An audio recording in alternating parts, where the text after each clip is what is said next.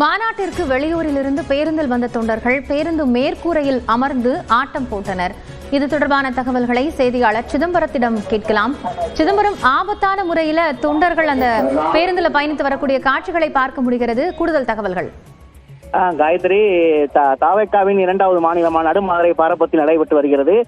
நேற்று இரவு முதல் மாவட்டங்களில் பல்வேறு இடங்களில் தொண்டர்களும் ரசிகர்களும் வேன் பஸ் கார்களில் வந்து கொண்டிருக்கின்றனர். இந்த நிலையில் விதிமுறைகளை மீறி அந்த தொண்டர்கள் மேற்கூரையில் அமர்ந்து ஆடி பாடியும் போலீசார் எவ்வளவோ அறிவுறுத்தியும் கேட்காமல் தொடர்ச்சியாக விதிமுறைகளை மீறி மேற்கூரையில் பயணம் செய்கின்றனர்.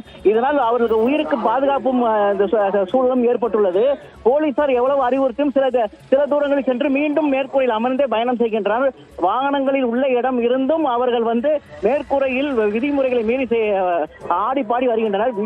இதற்கு முன்னாடி விஜய் தாவேக்காவின் தலைவர் விஜய் வாகனங்களில் வருவோர் பாதுகாப்புடன் வர வேண்டும் என்றும் கூறியிருந்தும் தொண்டர்கள் விதிமுறைகளை மீறி பயணம் செய்து வருவது, வாகனத்தின் மேற்கூரையில் ஆடிப்பாடி வருவது அவருடைய உயிர் பயத்தை ஏற்படுத்தியுள்ளது.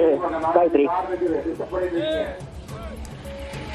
தாவேகாவினுடைய மாநில மாநாடு மதுரை பாரப்பத்தியில் நடைபெற்று வரக்கூடிய நிலையில் அந்த மாநாட்டிற்கான ஏற்பாடு பணிகள் நடைபெற்று வருகின்றன. இந்த நிலையில் மாநாட்டிற்கு வருகை தரக்கூடிய தொண்டர்களின் எண்ணிக்கை என்பது அதிக அளவில் காணப்படுகிறது. சில தொண்டர்கள் பேருந்து மேற்கூரையில் ஏறி ஆட்டம் பாட்டத்துடன் அட்டகாசத்தில் ஈடுபட்ட காட்சிகள் வெளியாகி இருக்கின்றன. காவல்துறையினர் அவர்களை கண்டித்த போதும் அவர்கள் மேற்கூரையில் இருந்தவாறே மாநாடு நடைபெறக்கூடிய திடலுக்கு சென்ற காட்சிகளை பார்க்க முடிகிறது. ஒருபுறம் வெயில் காரணமாக வந்திருக்கக்கூடிய தொண்டர்களில் சிலர் மயங்கி விழுந்து அவர்களுக்கான முதலுதவி சிகிச்சை அளிக்கப்பட்டு வருகிறது.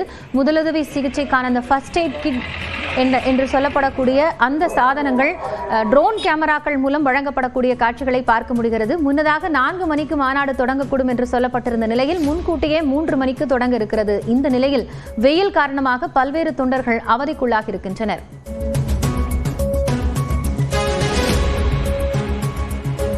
தாவேகாவின் 2வது மாநில மாநாடு குறித்த எதிர்பார்ப்புகள் அதிகரித்திருக்கக்கூடிய நிலையில் தற்போதைய கள நிலவரங்களை பகிர்ந்து கொள்வதற்காக நெறியாளர் தேவப்பிரியன் செய்தி அறையிலிருந்து இணைகிறார். அவரிடம் பேசலாம். தேவப்பிரியன், இப்போ போதிய அளவிலான ஏற்பாடுகள் செய்யப்பட்டும் நிறைய தொண்டர்கள் வெயில்ல பாதிக்கப்படக்கூடிய சூழல் இருக்கிறது. அறிவுரை மீறி குழந்தைகள் வந்திருக்கிறார்கள். இப்போ மாநாடு ஏற்படுத்தி இருக்கக்கூடிய தாக்கம் அப்படிங்கறத எப்படி பார்க்கலாம்? ஏற்பாடுகளை பொறுத்த வரைக்கும் தாவேகா வெற்றி பெற்றிருக்கா? தமிழக வெற்றி கழகத்துடைய இது 2வது மாநில மாநாடு. அந்த தொண்டர்களுடைய மிகுந்த எதிர்பார்ப்புக்கு மத்தியில் நடைபெறக்கூடிய இந்த மாநாடு அண்மையில் விழுப்புரத்தில் நடைபெற்ற நிலையில் தற்போது இது மதுரையில் மாற்றப்பட்டிருக்கிறது. 2வது மாநாடு மதுரையை மையப்படுத்தி நடைபெறக்கூடிய நிலையில் தென் மாநிலங்களிலிருந்து அதிக அளவுக்கு, தென் மாவட்டத்திலிருந்து அதிக அளவுக்கு தொண்டர்கள் வருவார்கள் என்று எதிர்பார்ப்பு இருந்ததன் காரணமாக ஒரு மிகப்பெரிய அளவுக்கு இந்த முன்னேற்பாடு என்பது மேற்கொள்ளப்பட்டது. ஆனால் முதல் மாநாட்டின் போது என்னென்ன விஷயங்களில் இந்த ஏற்பாட்டு குழுவினர் கோட்டை விட்டார்களோ தற்போது அதே போன்ற ஒரு சிக்கலை அங்க இருக்கக்கூடிய தொண்டர்கள் எதிர்கொள்கிறார்கள். கடந்த முதல் மாநாட்டின் போது இதே போன்று ஒரு மாநாட்டு பந்தல் இல்லாதன் காரணமாக பலர் மயங்கி விழுந்த காட்சிகளையும் குடிதண்ணீருக்கு பற்றாக்குறை ஏற்பட்ட காட்சிகளையும் நம்மால் பார்க்க முடிந்தது. தற்போது அதே போன்ற ஒரு நிலை 2வது மாநாட்டிலும் பார்க்க முடிகிறது.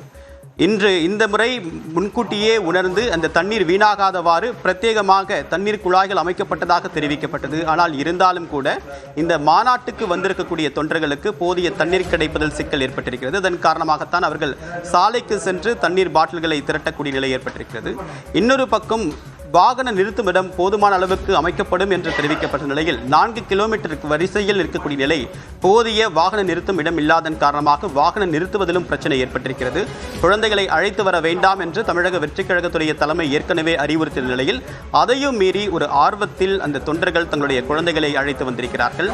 ஒரு பந்தல் அமைக்கப்பட்டிருந்தால் இன்று இந்த வெயிலுடைய கொடுமையின் காரணமாக இந்த தொண்டர்கள் தப்பித்திருக்க முடியும், அதிலிருந்து தப்பித்திருக்க முடியும். ஆனால் கடுமையான வெயில் இருக்கக்கூடிய சூழ்நிலையில் மிகுந்த உற்சாகத்தோடு வந்த தொண்டர்களை ஒரு சோர்வடையக்கூடிய செய்யும் நிலைக்கு இந்த வெயில் சென்றிருக்கிறது.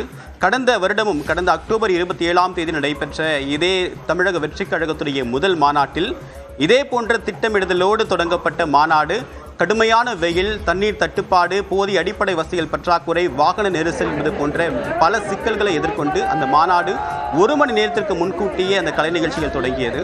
தற்போதும் அதே போன்ற ஒரு சவாலை இந்த மாநாட்டு குழுவினர் எதிர்கொள்கின்றனர். ஏனென்றால் தற்போது இன்று காலை முதல் தொடர்ச்சியாக பல்வேறு பிரத்யேக காட்சிகளை நாம் பார்த்து வருகிறோம். அதில் கடுமையான வெயிலின் காரணமாக தலைக்கு மேல் தங்களுடைய நாற்காலியை சுமந்து கொண்டு அவர்கள் அமர்ந்திருக்கக்கூடிய காட்சிகளை பார்த்துக் கொண்டிருக்கிறோம். சிலர் மயங்கி விழக்கூடிய காட்சிகளை பார்க்க முடிகிறது. இது போன்ற நிறைய காட்சியில் அங்கே இருக்கக்கூடிய தொண்டர்கள் சந்திக்கக்கூடிய சிக்கல்களை நம்மால் உணர்ந்து கொள்ள முடிகிறது. இதே நிலையில் அதற்கு உடனடியாக அதை தீர்வு செய்வதற்காக மாநாட்டு குழுவினர் சில ஏற்பாடுகளை, குடிநீர் விநியோகம், ஜூஸ் கொடுப்பது போன்ற பணிகளில் அவர்கள் மேற்கொண்டாலும் அங்கே இருக்கக்கூடிய தொண்டர்கள் எண்ணிக்கைக்கு ஏற்ப அவர்களுடைய பிரச்சனையை தீர்க்கக்கூடிய வகையில் அவ்வளவு வேகமாக இந்த பணிகள் நடைபெறவில்லை என்பதை உணர முடிகிறது. தற்போது அங்கே இருக்கக்கூடிய பிரதான சிக்கல் கடுமையான வெயில். இன்னும் வரக்கூடிய ஒரு சில மணி நேரங்களில் இன்னும் ஆயிரக்கணக்கான தொண்டர்கள் வருவார்கள் என்று எதிர்பார்க்கப்படுகிறது. ஒரு பக்கம் கடுமையான வாகன நெரிசல் ஏற்படக்கூடிய ஆரம்பகட்ட அறிகுறிகள் தற்போது தென்படுகிறது. 4 கிலோமீட்டர் தொலைவுக்கு வாகனங்கள் அணிவகுத்தில் இருக்கின்றது. தொண்டர்கள் அமருவதற்கு இன்னும் அங்கு சிக்கல் இருக்கிறது. கீழே அந்த மாநாட்டு திடலை அழகுபடுத்துவதற்காக அமைக்கப்பட்டிருந்த அந்த தரை விரிப்புகளை கிழித்து எடுத்து அதை தங்கள் மேலே அந்த வெயிலிலிருந்து தற்காத்துக் கொள்ளக்கூடிய நிலைமைக்கு அங்கே இருக்கக்கூடிய தொண்டர்கள் சென்றிருக்கிறார்கள். இன்னும் அதிக அளவுக்கு தொண்டர்கள் வருவார்கள். பல மாவட்டங்களிலிருந்து இன்று காலையில்தான் புறப்பட்டிருக்கிறார்கள். மதுரையை ஒட்டியிருக்கக்கூடிய பல மாவட்டங்களிலிருந்து தற்போதுதான் புறப்பட்டு இன்னும் ஒரு சில மணி நேரங்களில் அவர்கள் மாநாட்டு திடலை வந்தடைவார்கள் என்று எதிர்பார்க்கப்படக்கூடிய நிலையில் சுமார் பல்லாயிரக்கணக்கான தமிழக வெற்றி கழகத்துடைய தொண்டர்கள் வரக்கூடும் என்று எதிர்பார்க்கப்படுகிறது. இந்த எண்ணிக்கை மேலும் அதிகரிக்கக்கூடிய பட்சத்தில் இன்னும் நெருக்கடி அதிகமாகும். மாநாட்டு குழுவினருக்கு ஒரு சவாலை ஏற்படுத்தக்கூடிய ஒரு அம்சங்கள் தான் நம்ம பார்க்க முடிகிறது. இணைகிறார் ரகுவரன், தற்போது என்ன நிலைமை? எங்க தொண்டர்கள் எண்ணிக்கை எந்த அளவுக்கு வருகை அதிகரிச்சிட்டு இருக்கு? இந்த பிரச்சனையெல்லாம் சரி செய்வதற்காக மாநாட்டு குழுவினர் என்ன பணிகளை மேற்கொண்டு வராங்க? மாநாடானது இன்று மாலை 4 மணிக்கு தொடங்குவதாக அறிவிக்கப்பட்டிருந்த நிலையில் தற்போதே அதிக தொண்டர்கள் கூட்டம் வர தொடங்கி இருக்கிறது. வெயிலின் தாக்கம் கடுமையாக பாதிக்கப்பட்டிருக்கிறது. மாநாடு பந்தலுக்கு உள்ளே உள்ள பகுதியும் வெளியே உள்ள பகுதியிலும் கடுமையான பாதிப்பை ஏற்படுத்தியிருக்கிறது என்பதால் சொல்ல வேணும். முதல்ல இருந்து காலையில இருந்து நடந்த நிகழ்வுகளை பார்த்தோம்னா காலையில 6:30 மணியிலிருந்தே பார்த்தீங்கன்னா ஏராளமான தொண்டர்கள் மாநாட்டு பந்தலுக்கு உள்ளே அனுமதிக்கப்பட்டனர். அதனால் காலை 8:30 மணியிலிருந்து வெயிலின் தாக்கம் மிக கடுமையாக இருந்தது. அதனால் தண்ணீர் பற்றாக்குறை ஏற்பட்டது. தண்ணீர் கொடுப்பதற்காக வசதிகள் எல்லாம் ஏற்பாடு செய்யப்பட்டிருந்தாலும் நீண்ட நேரம், ஏன்னா நேற்றிலிருந்து நிறைய தொண்டர்கள் வந்துட்டு போயிட்டு இருக்கிறதுனால தண்ணீர் அதிகமாக தீர்ந்துட்டு வெயிலின் தாக்கமும் அதிகமா இருக்கிறது. அதனால கழிவறைகளுக்கு வைக்கிற தண்ணீரும் தீர்ந்து போனது. அதனால் இங்க தொண்டர்களுக்கு கொடுத்து வைத்திருந்த தண்ணீரும் தீர்ந்ததுனால நிறைய பேர் மயக்கம் போட்டிருக்காங்க. இதுவரைக்கும் 40க்கும் மேற்பட்டோர் மயக்கம் அடைந்து மருத்துவமனைக்கு அழைத்து செல்லப்பட்டிருக்கிறாங்க. மருத்துவ மையங்கள், தற்காலிக மருத்துவ மையங்கள் இருந்தாலும் அவை அவசர கால சிகிச்சைக்கு தேவையானதாக இல்லை என்றும் சொல்லப்படுகிறது. அந்த அடிப்படையில் ஆம்புலன்ஸ் 40 ஆம்புலன்ஸ் இருக்கக்கூடிய நிலையில தற்போது வரை பாத்தீங்கன்னா 40க்கும் மேற்பட்டோர் தற்போது ஆம்புலன்ஸ் மூலமாக மருத்துவமனைகளுக்கு அழைத்து செல்லப்பட்டிருக்காங்க. தொடர்ந்து இந்த ஆம்புலன்ஸின் சத்தம் தொடர்ந்து கேட்டுக்கிட்டே இருக்கிறத பார்க்க முடிகிறது இந்த பகுதியில. அந்த அளவுக்கு வெயிலின் தாக்கம் அதிகமாக இருக்கிறது.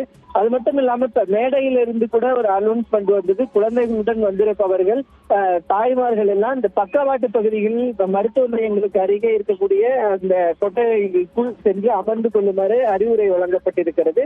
இருந்தாலும் அனல் காற்று மற்றும் வெயிலின் தாக்கம், கூட்ட நெரிசலால் ஏற்படக்கூடிய அந்த புழுதி காற்று எல்லாம் சேர்ந்து இந்த பகுதியே ஒரு வெயிலின் தாக்கம் மிக கடுமையாக இருப்பதுதான் பார்க்க முடிகிறது. 4 மணிக்கு சரியாக இந்த விழா நிகழ்வு தொடங்கப்படும் என்று அறிவிக்கப்பட்டிருந்த நிலையில 3 மணிக்கெல்லாம் தொடங்குவதற்கான வாய்ப்புகள் இருக்கிறது. 4 மணிக்கு 4:30 மணிக்குள்ளாக தாவேகாவினுடைய தலைவர் விஜய் அவர்கள் மேடையில் பேசுவதற்கான வாய்ப்புகள் இருப்பதாக சொல்லப்படுகிறது. தேவப்பிரியன். ரகு, பலர் நம்ம நேற்றிலிருந்து தொடர்ச்சியாக நேரலை பண்ணிட்டு இருக்கோம். நிறைய பேர் நேற்றிலிருந்தே ஆர்வமாக இங்கே இருக்காங்க.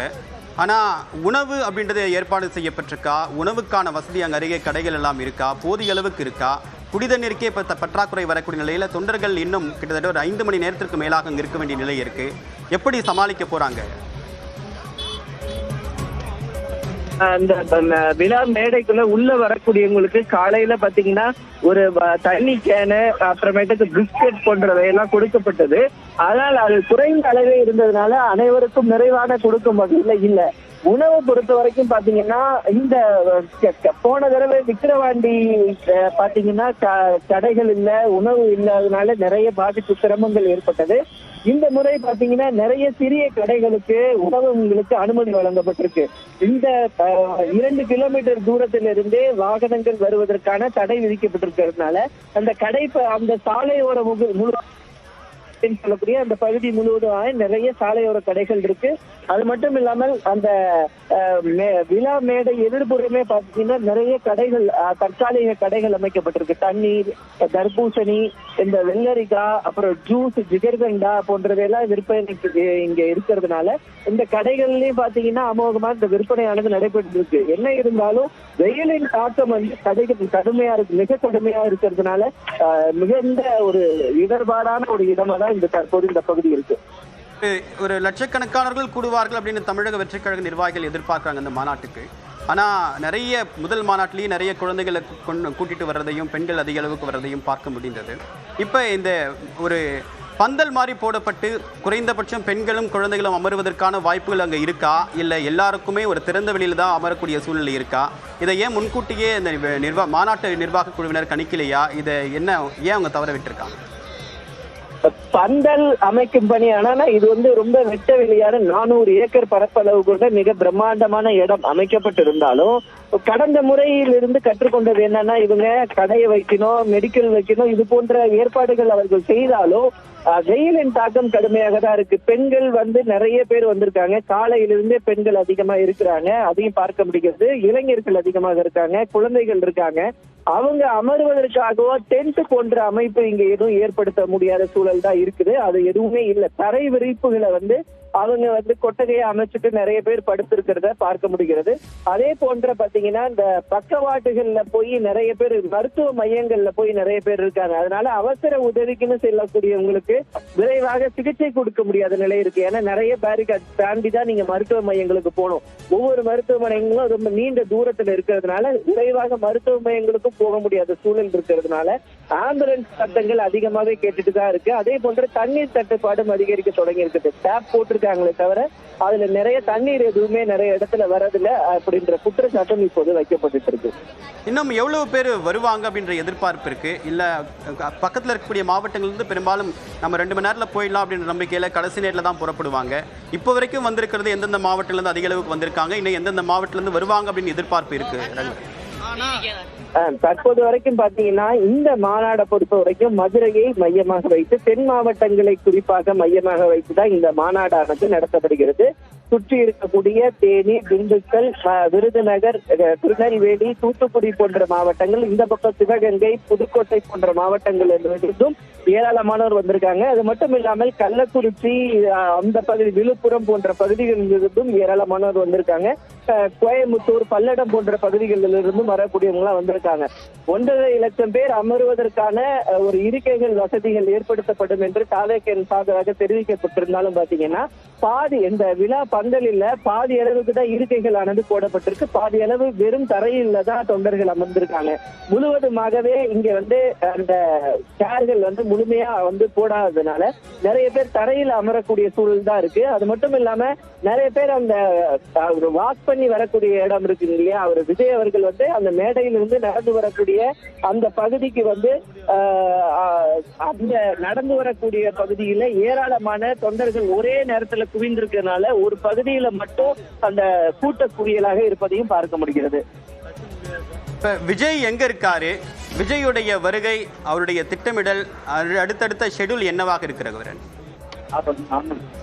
இப்போ நீங்க விஜய் அவர்களினுடைய தாய் தந்தை அவர்கள் விட்டாங்க. மேடைக்கு பின்புறமே பாத்தீங்கன்னா 3 கேரவன் ஏற்பாடு செய்யப்பட்டிருக்கு. விஜய் அவர்கள் நேற்று முன்தினமே அவர் மதுரைக்கு வந்ததாக சொல்லப்படுகிறது. அது மட்டும் இல்லாமல் அவர் முன்கூட்டியே ஏன்னா இந்த பகுதிக்கு வர்றது மிகுந்த சிரமம், வாகன நெரிசல் ஏற்படும். அது மட்டும் இல்லாமல் கடந்த முறை அவர் வாகனத்துல வரும்போது நிறைய பேர் அந்த வாகனத்துல ஏறி செல்ஃபி எடுக்கிறது, அந்த வாகனத்தை தள்ளுறது போன்ற, வாகனத்துல சிக்கிக்கிறது, விபத்துக்கு ஏற்படுறது போன்ற பாதிப்புகள் நிறைய ஏற்பட்டது. அதனால இவற்றெல்லாம் தவிர்க்க வேண்டும் என்பதற்காக அவர் முன்கூட்டியே இந்த பகுதிக்கு இருப்பதற்கான சொல்லப்படுகிறது நிர்வாகிகள் சார்பாக. விழாவின் தொடக்க நிகழ்வாக அந்த கொடி கம்பத்தில் கொடியேற்றுவது நிகழ்வு தான் திட்டமிடப்பட்டிருந்தது. அந்த 100 அடி உயர கொடி கம்பமானது நேற்று சாய்ந்த நிலையில தற்போது அந்த தற்காலிக கொடியேற்ற 40 அடி அளவுல தற்காலிக கொடி கம்பம் அமைக்கப்பட்டு அதுல கொடி ஏற்றுவதற்கான பணிகளும் தற்போது நடைபெற்றுக் கொண்டிருக்கிறது. தேவா, இப்ப ஒரு மிகப்பெரிய ஒரு திட்டமிடலை வந்து இந்த மாநாட்டு ஏற்பாட்டு குழுவினர் செஞ்சிருப்பாங்க. அந்த திட்டமிடல் ஏற்ப இப்போ இந்த கூட்டமும் அங்கே இருக்கக்கூடிய நேர்த்தியும் அப்படின்றது ஃபாலோ பண்ணப்படுதா, இல்லை அதில் ஏதாவது நடைமுறை சிக்கல்கள் இப்போ இருக்கிறத பார்க்க முடியுதா ரகுவரன்? நடைமுறை சிக்கல் இருப்பதை பார்க்க முடிகிறது. ஏன்னா பொதுவா இந்த மதுரை இந்த மாநாடு நடைபெறுவதாக தெரிவித்தாலும் மதுரையில இருந்து 18 கிலோமீட்டர் தொலைவில் தான் இந்த இடம் இருக்கு. இந்த மாநாடு பந்தல் முடியும் இடம் பாத்தீங்கன்னா விருதுநகர் டிஸ்ட்ரிக்ட் தொடங்குது உடனே. அந்த அளவுக்கு மதுரையிலிருந்து எல்லை பகுதியில தான் இந்த பகுதி அமைந்திருக்கு. அதனால இந்த இடத்துக்கு வரதே பாத்தீங்கன்னா தொண்டர்களுக்கு ஒரு சிரமம். அதன் பிறகு அங்கிருந்து பேருந்துல இருந்தோ வண்டியில இருந்தோ இறங்கி அதன் பிறகு மாநாடு பந்தலுக்கு நீங்க 3-4 கிலோமீட்டர் நடந்து வரணும். அதன் பிறகு பாத்தீங்கன்னா மாநாடு பந்தலுக்குள்ள போறது இப்படின்ட்டு நீண்ட பயணம் இருக்கிறதுனால இவங்களுக்கு தண்ணீர், உணவு போன்றவை பற்றாக்குறை ஏற்பட்டு நிறைய பேர் மயக்கம் அடைவதை நம்மளால பார்க்க முடிகிறது. தொடர்ந்து ஆம்புலன்ஸ் சத்தங்கள் கேட்டுக்கொண்டேதான் இருக்கின்றன. தண்ணீர் வரிசையாக தண்ணீர், அதாவது தண்ணீர் டேங்க் இருக்கு, தண்ணீர் பிரஷரோட தண்ணீர் வரத்துக்கான வசதிகள் இருக்கு. ஆனா அதை ரிப்பீட்டடா தண்ணீர் கொடுத்துக்கான ஏற்பாடுகள் செய்யல. இப்ப கழிவறைகள் பாத்தீங்கன்னா 150க்கும் மேற்பட்ட கழிவறைகள் 2 பக்கவாட்டுகள்லயும் இருக்கு. ஆனா அந்த கழிவறைகள்ல பாத்தீங்கன்னா அந்த தண்ணீர் டேங்க்ல தண்ணீர் இல்லாம இருக்கு. அதனால அந்த பகுதி முழுவதுமாகவே திறந்த வெளி ஒரு கழிவறையாக இருப்பதையும் நம்ம பார்க்க முடிகிறது. நம்ம தொடர்ந்து பேசலாம்.